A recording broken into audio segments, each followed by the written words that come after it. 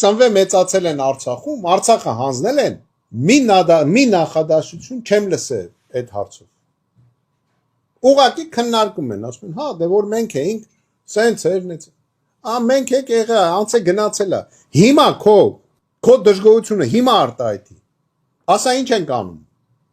Խոսում են, ասում են, մենք որ գանք 2 տարում, 3 տարում էս կանենք, այն կանենք, այն կանենք, չի ասում Արցախի մասին, կվերադարձնի թե այդ նպատակը ունի թե չէ։ Անհասկանալի է։ Ինչ ենք անում Արցախի ժողովրդի հետ։ Այդ մեր տեղի հայերի հետ։ Ինչ ենք անում։ Ոչ մի բառ չեն ասում։ Մենք սենց էինք, գնացինք սրան հանդիպեցինք,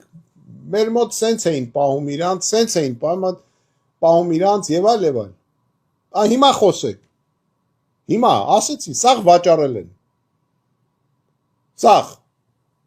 ձեր տված բոլոր մեր երկրի ղեկավարները միջև այսօր էլ վաճառում են։ Հիմա սա էլ ուզում է զինվորական գոսպիտալները վաճառի։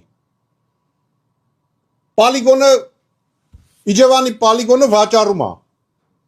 Բայց զորքը որտե՞ղ է պարապելու։ Պոլիգոնները վաճառում են։ Զորամասերը վաճառում են։ Բազան,